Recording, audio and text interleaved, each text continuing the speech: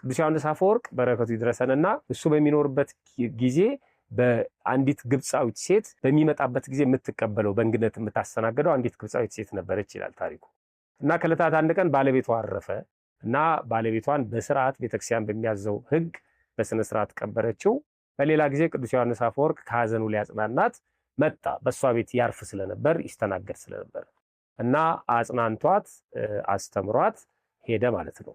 ከዛ ከተወሰነ ጊዜ በኋላ አንድ ልጅ ነበራት። እድሜው 18 ዓመት ሲሞላ ያ ልጇም አረፈ ይላል። ልብ አድርጉ፣ ባለቤቷ አረፈ፣ ከልጇ ጋር መኖር ጀምራለች። አሁን ልጇ ደግሞ 18 ዓመቱ ነው። ገና እንግዲህ ምንም አላየም ማለት ነው። በ18 ዓመቱ አረፈ። ሐዘን ላይ ሐዘን ተጨመረባት። አሁን ብቻዋን የቀረችው ግን የምትገርም ሴት ነች። ልጇን ማንም ሰው ሳይሰማ ባለሟሎቿን ወይም ሰራተኞቿን ጠራችና አንድ ነገር እንዳይተነፍሱ በሯን ዘግታ በአግባቡ አጥባ ገንዛ አስተካክላ ወደ ማረፊያ ክፍሉ አስገባችና ቆለፈች፣ መኝታ ቤት ውስጥ ማለት ነው። ከዛ በኋላ መልእክት ላከች፣ የንስሐ አባቷን ጨምሮ ለዘመዶቿ ለካህናቱ መልእክት ላከች። በዚህ ቀን ቤቴ እንድትመጡ ምሳ አዘጋጅቻለሁ፣ እንግዳ እሸኛለሁ እና እግዚአብሔር ቤቴን በበረከት ጎብኝቶታል እና እንድትመጡልኝ አለች። ሰዎች ያው ድግስ ነው፣ እንግዳ የምትሸኘው እንግዳ አላት፣ እግዚአብሔር ቤቴን በበረከት ሞልቶታል ብላለች። ድግስ ነው የተጠሩት፣ ለባብሰው አጊጠው መጡ ማለት ነው።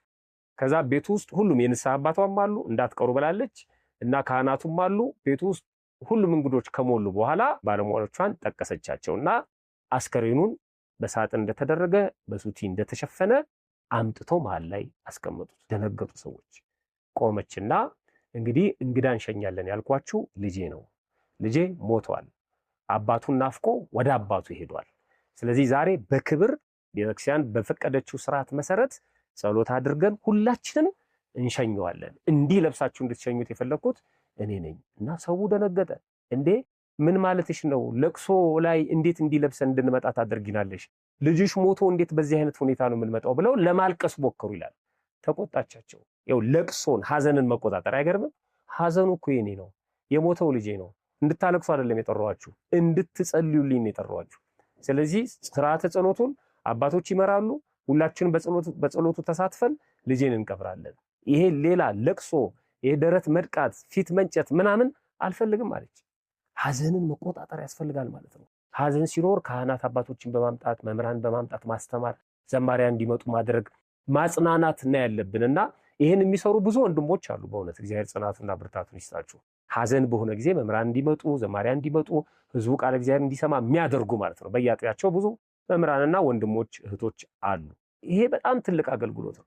ከዛ ልጇን ቀበረችው እንዲያደርጋ ማለት ነው። ምትገርም ነች። አሁን ይኸው ልጄ ሞተ ብላ ብትነግራቸው መተው አያጽናኗትም። ምን የሚሏት ይመስሏቸዋል?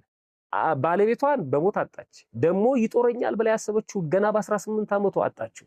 ምን አይነት መከራ፣ ምን አይነት ዱቡዳን የወረደባት ነው የሚለው ሰው። እንደ እግዚአብሔር እንዴት ነው አንቺን ብቻ እንዲህ አድርጎ የሚፈትንሽ?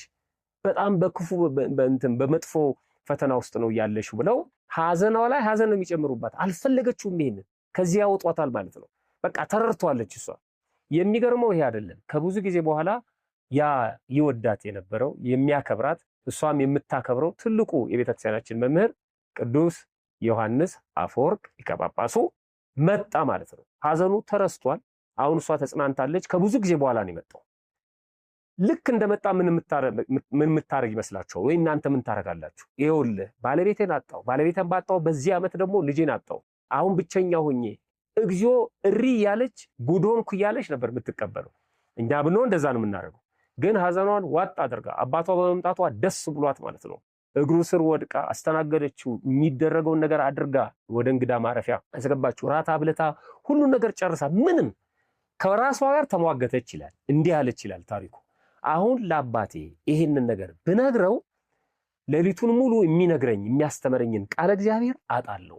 እኔን ለማጽናናት ቅዱሳት መጻሕፍቶችን ሲጠቅስ ወይም እኔን ለማጽናናት ወይ በሐዘኑ ደግሞ ተጎርቶ ልቡ ተሰብሮ እኔን የሚያስተምረኝን ነገር በሙሉ ልቡ እንዳያስተምረኝ አደርጋለሁ። ስለዚህ ሐዘኑን ማወቅ የለበትም፣ ትምህርቱን መረበሽ የለብኝም ብላ ስትሰማው አደረች ይላል። ትምህርቱ ይቀርብኛል ብላ አስባ ማለት ነው። አይገርም?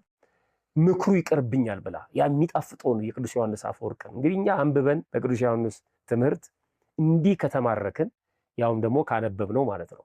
እሷ ደግሞ ቃል በቃል ነው የምትሰማው እና በጣም ነው የምትናፍቀው። እንቅፋት ይሆንብኛል ብላ ሳትነግረው አሳደረችው። ያን ትምህርት ስትጠጣ አደረች ማለት ነው። መጨረሻ ላይ ከመስተንግዶ በኋላ ማለዳ ስትሸኘው ወደ በር አካባቢ እየሸኘችው ልጅሽን አላየሁትም ከገባሁ ጊዜ ጀምሮ ደህና ነው። እሱ ነው እንደውም ያስታወሰው በጣም በሚገርም መልኩ ማለት ነው። እና ምን አለች እሷ? አይ ልጄማ አባቱን ናፍቆ ሄዷል።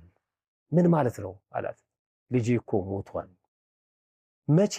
እንዴት? ደነገጠ እሱ ማለት ነው። አይ በዚህ ቀን እኮ እንዴት አልነገርሽኝም? እንዴት አልሰማውም ብሎ አሁን ስሜቱ ነው። ቅድም ነግሬያቸዋለሁ። ለምንድን ነው የምናለቅሰው? ለምንድን ነው የምናዝነው? አንዱ ተፈጥሯችን ስለሆነ ብያቸዋለሁ። እና ሰው ነው ያውም ደግሞ ሩሩ አባት እና ጮኸ። እንዴት አስነግርኝም ብሎ ወይኔ ያለ ይላል። ከዛ እሷ ምን አለች? እንዴ አንተም ደግሞ እንደ ሌሎቹ እንደ ምዕመናን ልታጽናናኝ ሲገባ በሐዘን ላይ ሐዘን ልትጨምርብኝ ታዝናለህ እንዴ? እንደዚህ ነው እንዲያስተማርከኝ ብላ ገሰጸችው ይላል። ደነገጠ ቅዱስ ዮሐንስ አፈወርቅ። እንደውም በሌላ ቦታ ላይ ጳጳስ መሆን የሚገባሽ አንቺ ነበርሽ፣ እኔ እስከዛሬ ድረስ ጳጳስ ነኝ ብዬ አስብ ነበር፣ ግን አለመሆኔን ነው ያወቅኩት ብሎ ተናግሯል። ታሪኩን እንደምናነበው ማለት ነው እንደሚነግረን እና በጣም ገረመው። እኔ እንዲህ እንድትሆን አይደለም የነገርኩ እንድታጽናናኝ ነው። እንደመጣ ልነግርህ እችል ነበረ፣ ያልነገርኩ ትምህርት ይቀርብኛል ብዬ ነው። አሁንም ካንተ የምጠብቀው እንደ ተራ ሰዎች እንድታዘን ሳይሆን እኔ እንድታጽናናኝና እንድትባርከኝ ነው አለችው ይላል። በጣም የሚገርመው ይሄ ሁለተኛ ጊዜ ነው።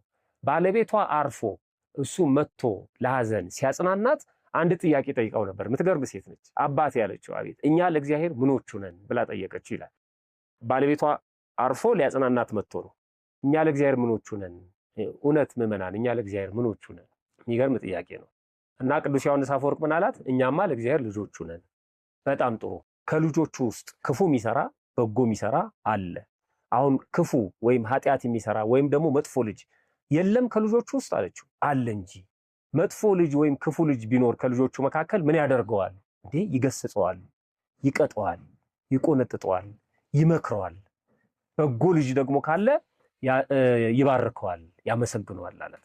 አሃ እኛ ለእግዚአብሔር ልጆቹ ከሆንን እኔም የእግዚአብሔር ልጁ ከሆንኩኝ እግዚአብሔር ትቶኛል ማለት ነው፣ ረስቶኛል ማለት ነው አለችው። እንዴት አላት።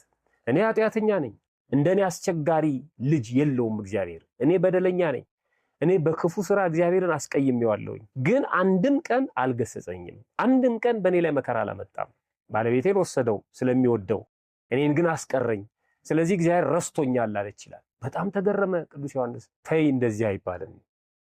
እግዚአብሔር መንገድ አለው፣ ልጆቹን የሚቀጣበት የሚያስተካክልበት መንገድ አለው። በእግዚአብሔር ፍርድ አትግቢ ብሎ በብዙ ቃል አጽናናት፣ መከራትና ያው የባለቤቷን ሐዘን ከባለቤቷ ሐዘን እንድትጽናና አረጋግቷት ሄደ ይላል። ድጋሚ ነው አሁን ደግሞ ይህንን ነገር ያመጣችው ማለት ነው። ስለዚህ በጣም ገረመው እና አባቱን ናፍቆ ሄዷል። አንተ እንድታጽናናኝ ነው የምፈልገው እንጂ እንደ ሌሎቹ እንድታዝን አልፈቅድም አለችው ይላል። ጳጳስ እስከ መገሰጽ የደረሰች እናት ማለት ነው። እንግዲህ ይሄ ያው መመረጥን ይጠይቃል።